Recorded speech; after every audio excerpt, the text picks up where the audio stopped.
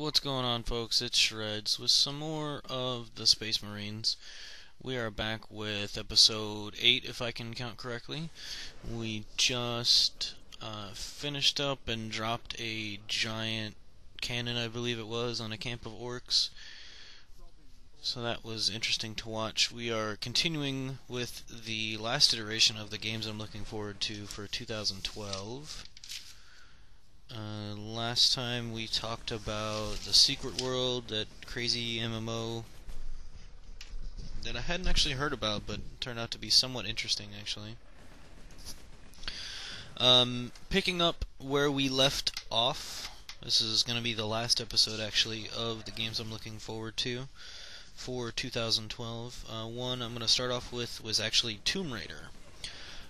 This one caught my eye because they're completely throwing out the previous iterations of Tomb Raider, so they're doing a reboot, which has been going on a lot lately. There's been a lack of creativity in a lot of the media, songs, movies, TV shows, video games, everything.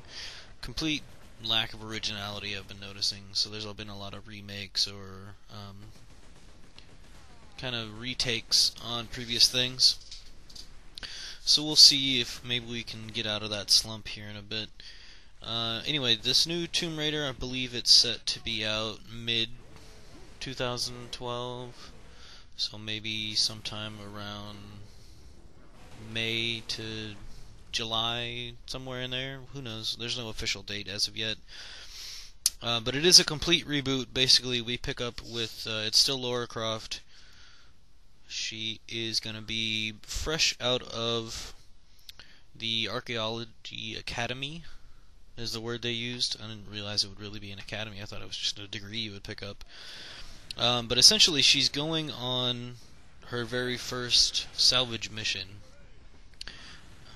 The boat she's on ends up getting wrecked somewhere, and she ends up stranded on an island with some people from the boat.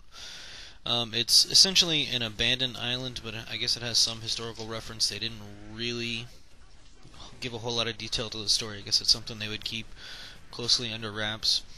They're kind of getting away from a lot of the old mechanics. They're redesigning them. So we're going to be seeing a lot more of what they called a skill system. So you're on this island, you basically have to survive. You wash up on the shore with nothing. No food, no water, no nothing. So you have to scavenge this island to survive and find a way off. From what they've said, large portions of the island will be blocked until you get a skill or an equipment, and then you can go and visit them. There are base camps throughout the island, and so you can actually fast travel between the base camps. Another phrase they used in there is Laura would basically be going through physical and emotional torture during this entire thing. So it'll be interesting to see what they do from there. The skill system kind of makes me interested because they're going from a complete exploration puzzle-solving game, not so much an action-adventure but a platformer, to something that would be a lot more dynamic in that sense. The previous Tomb Raider games that I played were kind of, not too interesting. I enjoy puzzles in some games, but I like it more, let's say, in like a Legend of Zelda sense, where it's a brief puzzle to advance the story some, unlock something to go further, that type of thing. Let's see, they said in this one there would be, quote-unquote, a much larger emphasis on combat. Previous Tomb Raider games, there was a lock-on mechanic when you were going to shoot things. There's not going to be any of that in this game, so that would have made it also interesting. She also has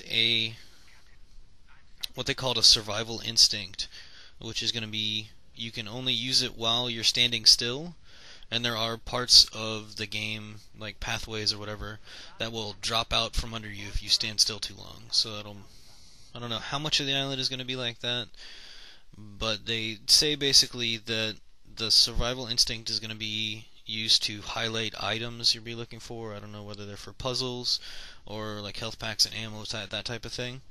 but we'll see to that. They've also said that they were going to make the puzzles more complex than in the original Tomb Raider games, so they're going to up the challenge there. They've also said they're going to keep the hints in the UI to as much of a minimum as possible. So there's a lot of games doing that. Actually, 2 of the 3 games that I'm going to talk about have decided to do that. Just kind of make it more immersive, I guess would be the reasoning behind that. Another thing that I mentioned, or that I saw when I was reading up on this one, Laura will not actually cling to edges, so I'm assuming there's going to be a grab edge button, something like that, and you can actually change direction mid-air where you're looking. So it's just not going to be line up the jump and hope for the best, which is kind of what I was forced to do in the previous games. I don't know. I wasn't a pro Tomb Raider player. So that'll be interesting to see how that comes out. I'm not sure I would pick this one up. But as it develops, as with everything, if it looks good, then it may get picked up. Who knows? Next game I wanted to talk at you all about is going to be Aliens Colonial Marines. There is no official release date for this of yet. I think they're shooting for Q2 of 2012. So that would be the second set of 3 months. April, May, June. Yeah, April, May, June, somewhere in there.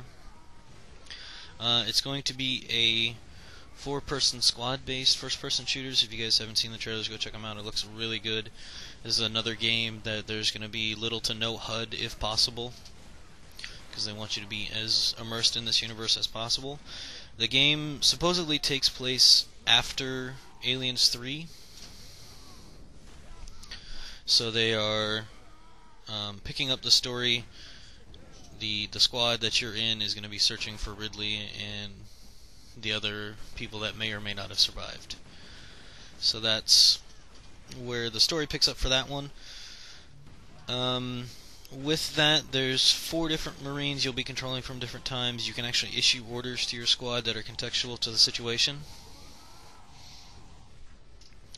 So it'll be more dynamic than the simple stop or go, something like that.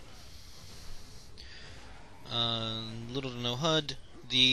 There's actually 3 different types of full-blown aliens that you'll be facing on I would say, a semi-regular basis, considering that's what the whole game is. First one's going to be the Warrior. It's the stereotypical one that you've seen in a lot of the movies. Alien vs. Predator, Aliens, Alien 3. The ones you're going to see the most because they're going to be out attacking you, trying to do what aliens do and kill you, or get you harvested through a facehugger. The other one is going to be the one you see almost as often, is going to be known as runners. What those are will be a smaller, faster alien that'll be used to spy on you. And those will either be seen in small groups or just alone. And that's more of the recon type alien. It's pretty interesting because they talk a little bit about how they designed the AI to be very tactical. So like they said, the AI will have pre-programmed tactics, and it can develop on its own abilities or tactics in order to flank you, sneak up on you, and it will really, if it's just one alien, they'll run away until more spawn or arrive or what have you.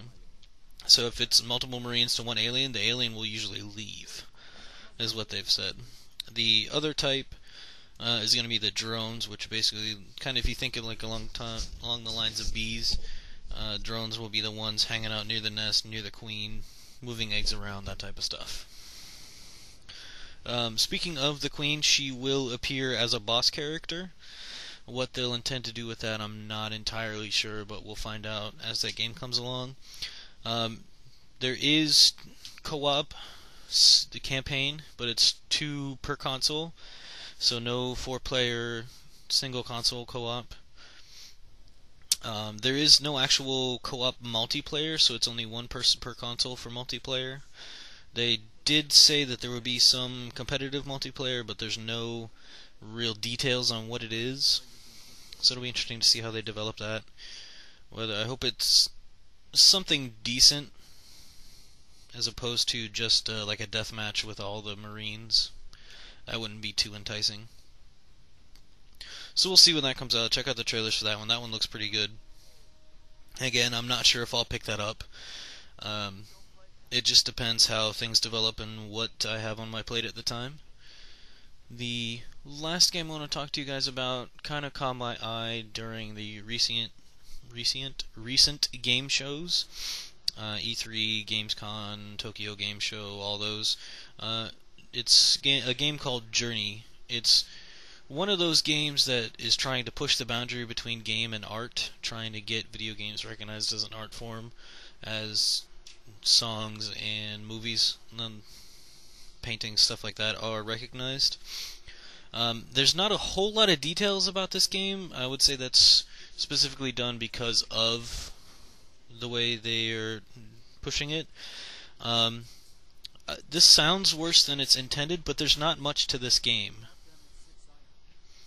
And when I say that you're essentially a little entity, I don't want to say dude or female or person, we don't know that it's any of that, but the character you'll be playing is essentially something in a robe, and you have to walk through this desert to get to a mountain.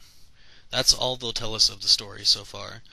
That being said, the game does take place in an online platform. I believe this is going to be released solely to the PSN. I could be wrong. They could develop it for other consoles, but I didn't see anything about 360 or X for Windows release. There's nothing amazing to it just yet. The interesting thing to me is going to be more of a sociological experiment, because this does happen in an online environment, so you'll be meeting up with other players.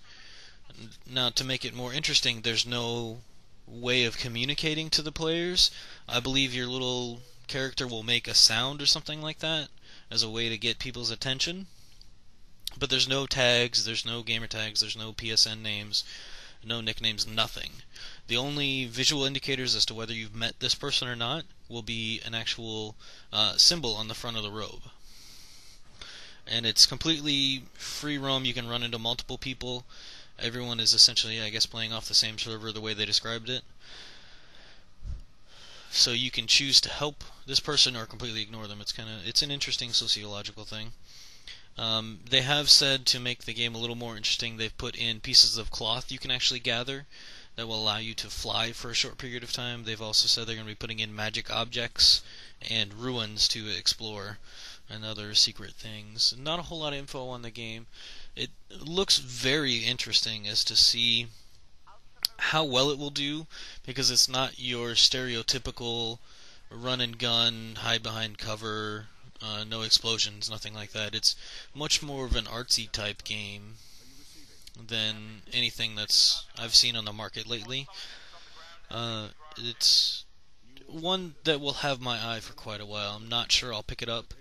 I might do it as a side project just to see what's going on. But other than that, I can't say that I'm going to be terribly interested in it. But we'll see as things develop. This is going to be it for the look forward to 2012, and this is actually it for episode 8. I want to thank you guys for joining me. I've been Shreds. You've been awesome. Check out the other videos on the channel. Check out the Twitters. Everything's in the description below. Okay, thanks. Bye.